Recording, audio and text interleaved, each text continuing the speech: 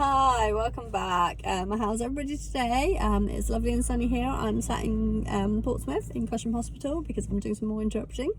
So it's lovely and sunny. It's a little bit on the breezy side sometimes, but it's nice enough. I hope you're enjoying whatever you're doing. Right, carrying on from my last video, and I was talking about my covert narc sister, and it just sort of triggered something that I wanted to make a video about. It's about,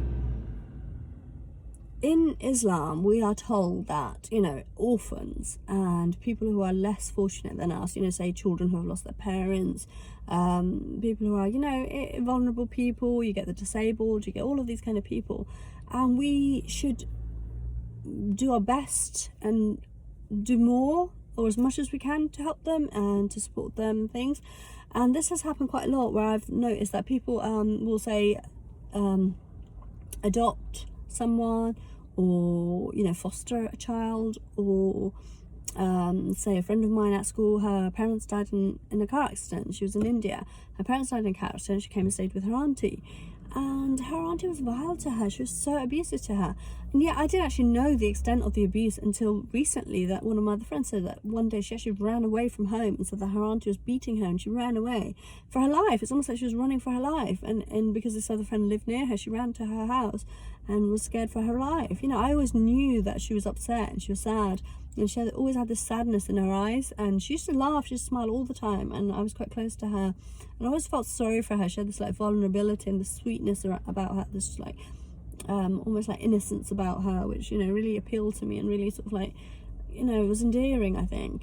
And I just noticed, even back then, I remember thinking that she's so sad, I just feel so sorry for her, I just want to give her a hug all the time. And then, say for example, the cousin that came to stay with us when I was really, really young, who I haven't spoken about, who I was about 5 years old, and he tried to molest me. He didn't get very far, but I just remember everything that he did, everything he said at the time and things. But I didn't even blame him in a way, because he was being beaten by his foster parents or adopted parents. I can't remember, they were my aunt and uncle. They were the ones who ripped us off our business in Bognor Regis, but they'd adopted this boy. So he was about 15, 16 I think at the time, and I remember him coming to stay with us, and he was saying, they're awful to him, they beat him, he was so sorry, it's almost like I can sense the sorrow in them.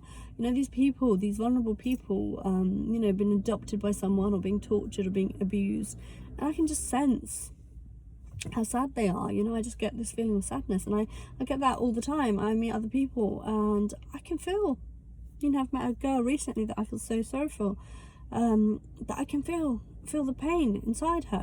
Everyone around her can't feel it. Everyone around her just blames her, and it's her fault that she's doing this, it's her fault that she's doing that, and she's purposefully doing it, and she needs to sort herself out. And all I see is this poor innocent girl. It doesn't matter how old she is, she's a grown-up woman, and yeah, I just see this little innocent girl, and I can't help it. My heart just goes out to her. And then there's this other lad. He came to the UK to live with his aunt and uncle when he was 12 years old. My son was a few years younger than him, and I remember him coming, and he used to call me Auntie Auntie. And he was just a typical 12-year-old boy, quite a sort of simple, not sort of overly smart, not overly clever, just a 12-year-old boy. He was quite innocent, and he came to live with his aunt and uncle, and over the years, they beat the crap out of him. They beat him. And it's almost like it was okay, it was acceptable, and nobody cared. Nobody cared for this 12-year-old boy that he was being beaten. And he had left, his dad had passed away, he had a mum, he had a brother, he had a sister, so he was the eldest in the family. And he'd come here, in effect, to try and make something of his life, try and maybe, in a few years' time, he can earn money, he can send money back home to his mum and his brother and sister, and he can support them. And that happened quite a lot in our culture, and I expect it still does. People manage to somehow get around immigration and so on. They bring these children over, and then they're staying with relatives or whoever they're staying with, but they don't treat them right. They're just so abusive to them, and this child who came over as a normal 12-year-old child, years later now, we're talking 20 years, possibly less, 25, I don't know, 15, I don't know really how long it's been, possibly 15, let's go with 15.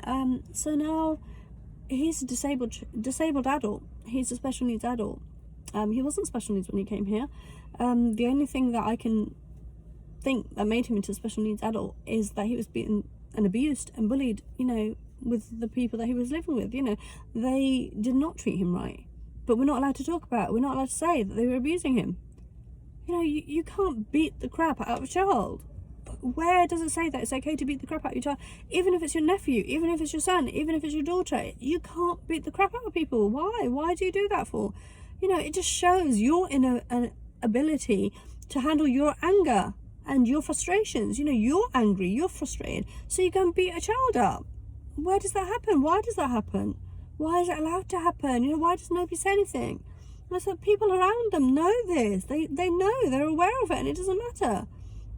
So now, years later, this 12-year-old child has grown up to be an adult who needs special help. He's not a normal functioning child, adult. He was sent away to work in Indian restaurants from late teens, and he used to have to stay there sometimes. And things he said to me occasionally has got me worried, because I've heard rumours where teenage boys who were going to Indian restaurants, who were staying on top of Indian restaurants and things, were being sexually abused. And things he said to me have made me worry that he's been targeted. I mean, he could have been. And yet nobody cares. Nobody wants to do anything about it. Nobody wants to help him. If social services get involved, they're just explained away.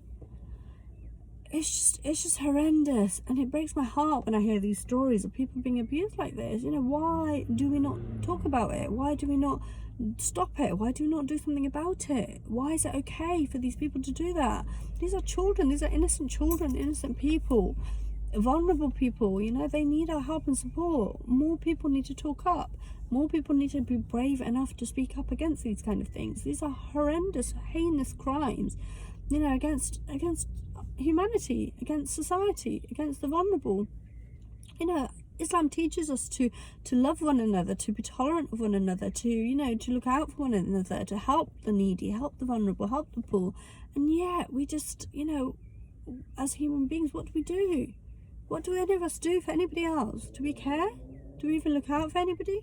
We don't seem to care at all what happens. And that really, really hurts. It's just that if everybody just reached out to one other person, if everybody tried to help just one other person, there would be so many less, hurting people in this world. There's a memory that I actually really identify with, and it says, what does it say? It's about children. It says, we must break the cycle of hurting children.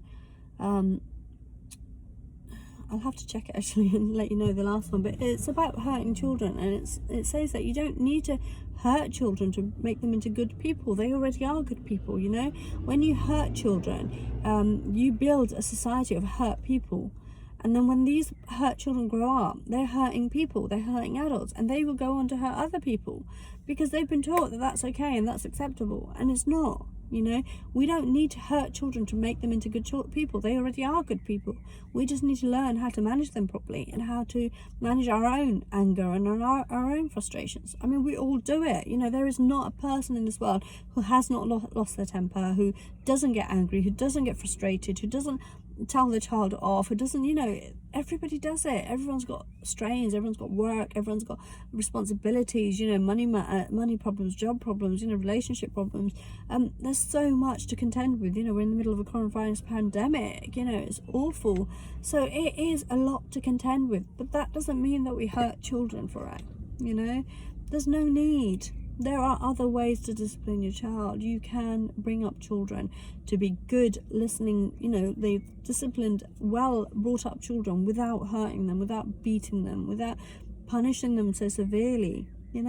Children are human. They deserve respect and love. They do not deserve to be hurt and humiliated. We've all done it, we all need to take a step back and say, this is not how we do it. This is not what we do. This is not what we want to teach our children. Because if we teach our children love and respect and compassion and understanding, then they will grow up to be better human beings who then will go on to teach their children these things. I hope, like my oldest son has just had a baby boy, and I hope that I've instilled enough good values in him and good understanding of life and people in him, that he will teach his son good things. You know, he will teach his son how to be a decent human being. And I'm hoping that that's down to me, because I've taught him these things. It may not be, he may not agree with me. I think I've done my best with him. I think he's an amazing human being, and I'm proud of him every day. I'm proud of the person he's become, and I'm hoping that he will pass it on to his son as well. But we can just hope and pray for our children. That's all we can do. You know, there's nothing more we can do. We can't force them to be something they're not. We can't force them to listen to us, or to care for us, or to be there for us. We just have to pray for them, that they have a good life. I'm going to sign out now. You take care, stay safe. Subscribe to my YouTube channel, and I'll speak to you soon. Take care. Bye.